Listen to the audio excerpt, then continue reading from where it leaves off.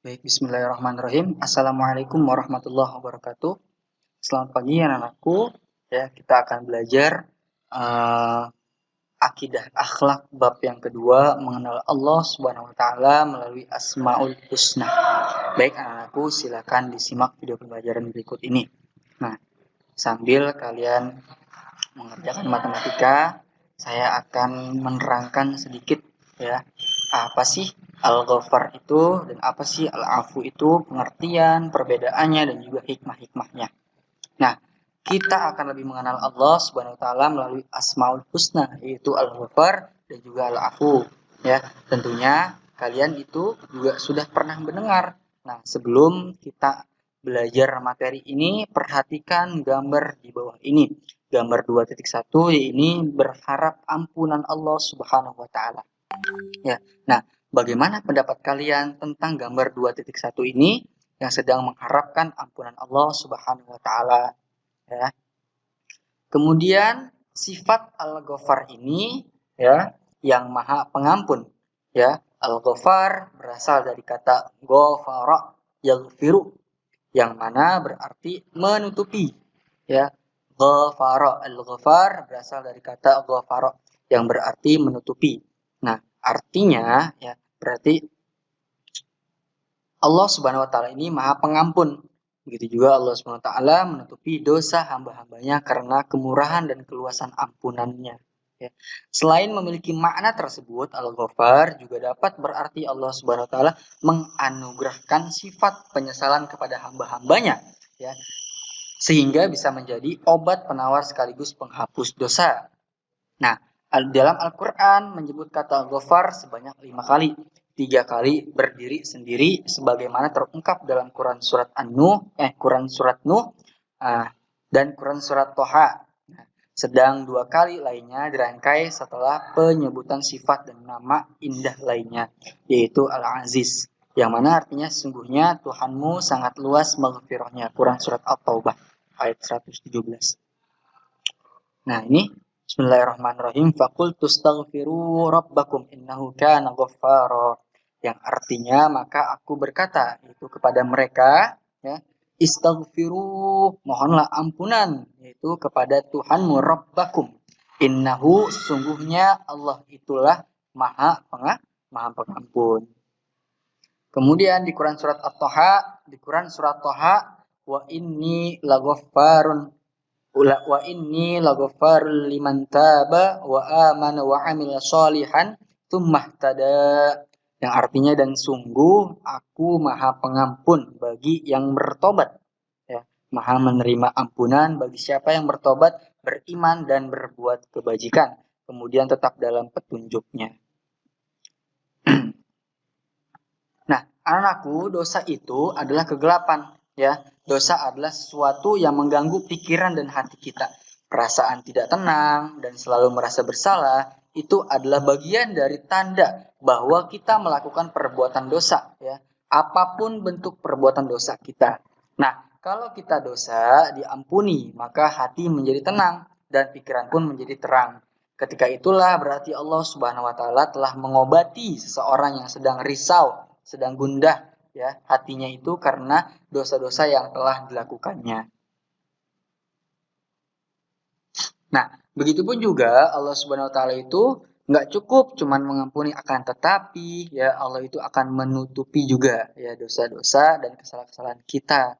Nah, alangkah baiknya orang yang berdosa di dunia dan alangkah banyaknya orang yang berbuat maksiat, tetapi Allah Subhanahu wa taala itu menutupi aib-aib mereka, ya, agar tidak diketahui dengan orang lain juga. Seperti contohnya pada gambar 2.3 ini, menyontek adalah perbuatan yang tercela yang tidak patut untuk kita tiru, ya. Pelajar yang sudah melakukan kecurangan di saat ujian, yaitu contohnya menyontek. Nah, aktivitas itulah yang dilakukan olehnya itu tidak pernah ketahuan hingga beberapa kali, ya. Baru pada perbuatannya yang kesekian kali barulah ketahuan. Nah, kemudian ketika ia melakukan kecurangan pertama kali, Allah Subhanahu wa taala masih menutupi rahasianya itu, ya. Menyontek pertama kali tidak diketahui, ya, kedua kali tidak diketahui, masih ditutupi oleh Allah Subhanahu wa taala. Nah, dan boleh jadi dan bisa jadi ya untuk yang keempat, kelima, keenam itu dia akan ketahuan ya, akan ketahuan dari sifat buruknya yaitu yang menyontek, berbuat tercela ini ya, menyontek ini akan ketahuan. Dan pastinya Allah itu dari sifat Al-Ghafar ini akan memberikan kesempatan ya, akan memberikan kesempatan kepada orang-orang menutupi aib-aib, kejelekan-kejelekan. Nah, itulah ya Al-Ghafar ya, sifat Allah Al-Ghafar.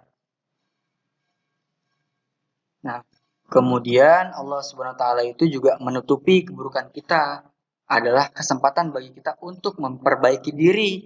Nah, bukannya malah makin menjadi, bukannya makin bertambah melakukan hal-hal yang buruk, berbuat dosa, maksiat dan sebagainya macamnya, ya. Tapi Allah itu memberikan kesempatan untuk kita untuk memperbaiki diri. Ya, Allah Subhanahu wa taala menutupi dosa-dosa kita, kemudian kita diberikan kesempatan untuk bertobat dan memohon ampun kepada Allah Subhanahu wa taala. Nah, Allah Subhanahu wa taala ini memerintahkan kita untuk meneladani dan membiasakan makna Al-Ghafar, ya, sifat Al-Ghafar ini dalam kehidupan kita. Ya, pertama yaitu memaafkan orang-orang yang telah menyakiti dan berbuat kesalahan kepada kita, kemudian menghilangkan kebencian, dendam di dalam hati, kemudian menghindarkan diri dari prasangka buruk.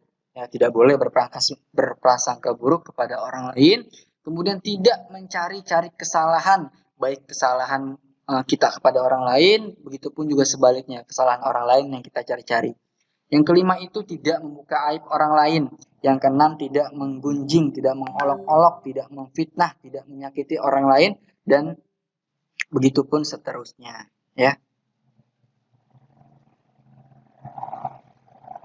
Nah, mengenal sifat al-afu. Nah, tadi al-ghafar itu apa? Ampunan Allah atau menutupi dosa hamba-hambanya.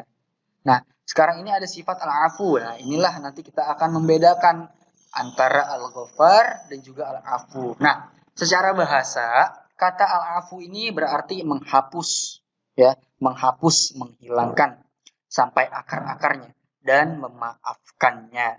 Sebagai nama Allah Subhanahu wa taala, maka al-afu ini berarti yang Maha Pemaaf, memaafkan semua kesalahan yang dilakukan oleh hambanya.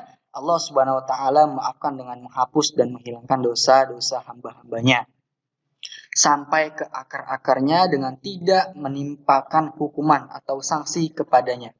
Begitu juga Allah Subhanahu wa taala memberikan maaf kepada siapapun yang dikehendaki, ya. Sungguh Allah Subhanahu wa taala telah memaafkan begitu banyak kesalahan hamba-hambanya tanpa mereka memintanya. Karena jika tidak memaafkan, manusia sudah pasti binasa dengan setiap dosa yang dilakukannya. Allah Subhanahu wa taala berfirman dalam Quran surat Al-Hajj ayat 60, Bismillahirrahmanirrahim, "Dzalika wa man 'aqaba bimithli ma uqiba bihi tsumma bughiya 'alaihi layansurannahu Allah. Innallaha la'afuwun ghafur." Yang artinya, demikianlah dan barang siapa membalas seimbang dengan kezaliman atau penganiayaan yang pernah dia derita, kemudian dia dizalimi lagi, nah pasti Allah akan menolongnya. Sesungguhnya Allah itu Maha Pemaaf dan Maha Pengampun. Quran surat Al-Hajj ayat 60. Seorang hamba yang meneladani nama dan sifat al-afu pasti akan selalu memohon ampunan kepada Allah Subhanahu wa taala dari setiap kesalahan yang dilakukannya setiap saat dan dimanapun ia berada. Ya, dia juga selalu memaafkan kesalahan orang lain, bahkan sebelum diminta dia telah memaafkannya. Dan dia tidak mudah marah dengan perilaku buruk orang lain. Ya, kalau orang yang mengamalkan sifat al-afu ini, ya pasti dia itu apabila menerima kesalahan orang lain, pasti dia sudah memaafkannya tanpa diminta. Ya, tanpa perlu orang lain harus meminta maaf, tapi kita sudah memaafkannya. Ya, begitu juga kalau yang sering mengamalkan sifat al-afu ini, ya, kita tidak mudah marah dan tidak mudah melakukan kesalahan kepada orang lain, apalagi melakukan hal-hal yang buruk kepada orang lain. Nah, Allah Subhanahu wa taala Maha Pemberi maaf kepada orang-orang tersebut, ya. Sebagaimana Allah berfirman, Bismillahirrahmanirrahim, in tubdu khairan au tukhfuhu au ta'fu an su'in fa innallaha kana 'afuwan qadiran.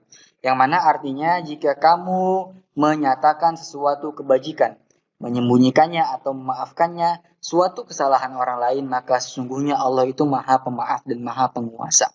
Quran surat An-Nisa ayat 149.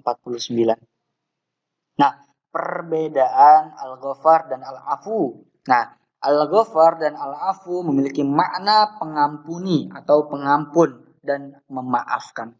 Namun, Al-Afu memiliki arti lebih daripada Al-Ghafar. Al-Ghafar, Allah Maha Pemberi Maghfirah. Al-Ghafar ini Allah Maha Pemberi Maghfirah, pemberi ampunan. Nah, Maghfirah ini adalah ampunan dosa, tapi dosa itu masih ada. Nah, dosa tersebut ditutupi oleh Allah Subhanahu wa Ta'ala, baik di dunia dan di akhirat dari pandangan makhluk. Sehingga Allah Subhanahu wa Ta'ala itu tidak menyiksa seseorang dengan dosa tersebut, tapi dosa itu masih ada. Itu Al-Ghafar, ya. Itu Al-Ghafar. Adapun Al-Afu yaitu Allah Maha Pemberi Maaf. Dengan Al-Afu, Allah Subhanahu wa Ta'ala telah menghapuskan dan menghilangkan dosa yang dilakukan hamba-hambanya, seperti tidak pernah melakukan kesalahan tersebut. Jadi pemberi maaf lebih istimewa.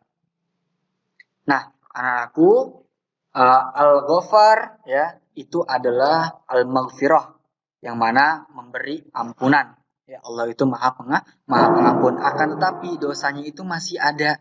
Ya, dosanya itu masih ada. Tapi kalau Al-Afu, ya, kalau Al-Afu itu Allah itu Maha pemberi maaf.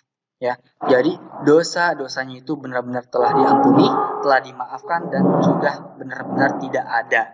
Itu perbedaannya. Kalau Al-Ghafar itu adalah yang Maha Pengampun, artinya dosanya itu masih ada. Ya, sudah diampuni tapi dosanya itu masih ada. Kalau Al-Afu itu Allah sudah memberikan yang namanya maaf.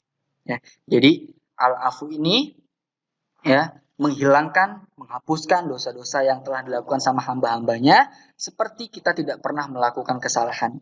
Seperti itu. Itulah perbedaannya, anakku.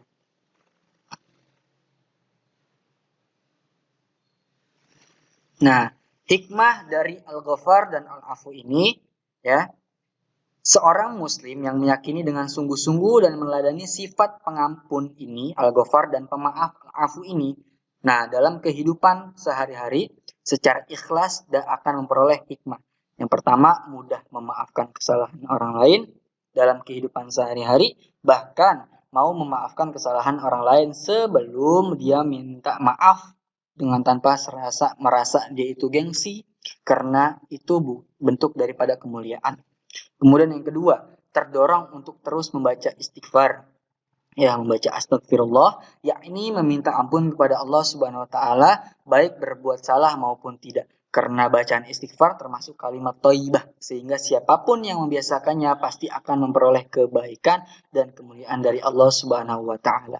Yang ketiga, hikmahnya itu tidak pernah berputus asa terhadap terhadap rahmat Allah Subhanahu wa Ta'ala. Karena Allah Subhanahu wa Ta'ala sangat mudah untuk mengampuni dosa hambanya. Pemberian maaf ini tanpa dibatasi oleh waktu, oleh tempat, dan juga umur. Artinya berlaku kapan saja, di mana saja, dan dalam usia berapapun. Barang siapa memiliki kesalahan atau dosa dan mau bertobat kepada Allah Subhanahu wa Ta'ala akan mengampuninya.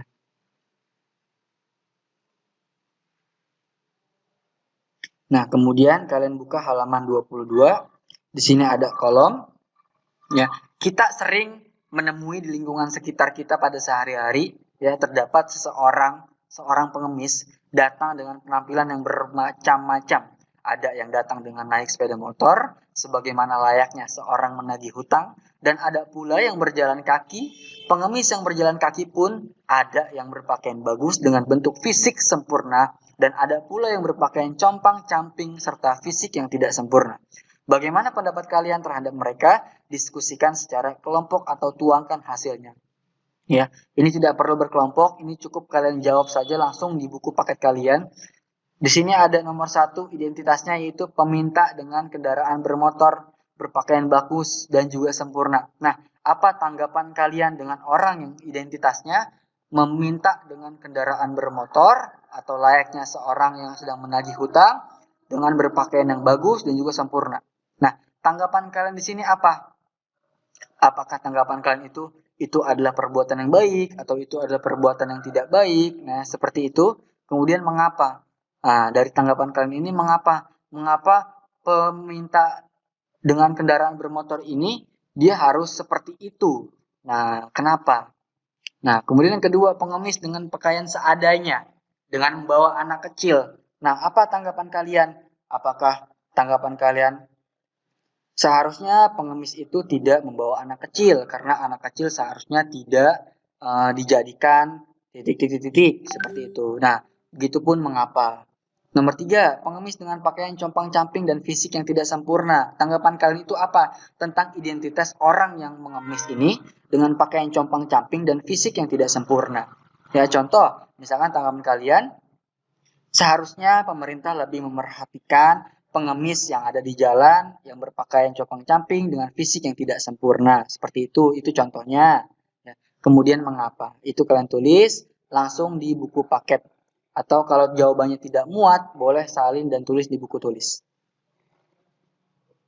Kemudian tugasnya di sini ada di halaman 23 ya. Jadi ini tugasnya kalian harus beri tanda checklist pernyataan-pernyataan di bawah ini ya di kolom iya atau tidak. Contoh, pernyataan saya selalu yakin bahwa Allah Subhanahu wa taala itu bersifat Al-Ghaffar sehingga setiap saat saya mohon ampunan kepadanya. Nah, itu iya atau tidak? Kalau iya dicontreng iya, kalau tidak contreng tidak. Kemudian yang nomor 2, saya akan meminta maaf kepada teman atas kesalahan diri saya pada hari raya Idul Fitri. Nah, itu kalian centang iya atau tidak, ya. Begitupun seterusnya. Kemudian yang B, ini kalian tulis 5 perilaku teman kalian mencerminkan sifat Allah Subhanahu wa taala Al-Ghaffar dan Al-Afu. Kemudian tuangkan pada kolom berikut ini. Nah, namanya siapa ya? Kan dulu dari kelas 1 sampai kelas 4 atau sampai kelas 5, dari kelas 1 sampai kelas 4 itu kan kalian tatap muka kan? Nah, kalian tulis namanya di sini siapa, kemudian Asmaul Husna yang tercermin itu apa? Ya, contohnya misalkan Al-Ghaffar atau Al-Afu. Kemudian jenis perilakunya itu apa? Seperti dia memaafkan kesalahan orang lain atau dia melakukan kesalahan tapi sudah memaafkannya, seperti itu. Tulis namanya, kemudian Asmaul Husna yang tercermin itu apa? Al-Ghafarkah, Al-Afuka, kemudian jenis perilakunya itu apa. Ya, jadi tugasnya itu ada 2, yang A dan B, dan ini di kolom, ya, tanggapan dan juga mengapa. Ya, kurang dan lebihnya saya mohon maaf. Wallahu muwaffiq ila aqwamit thoriq. Wassalamualaikum warahmatullahi wabarakatuh.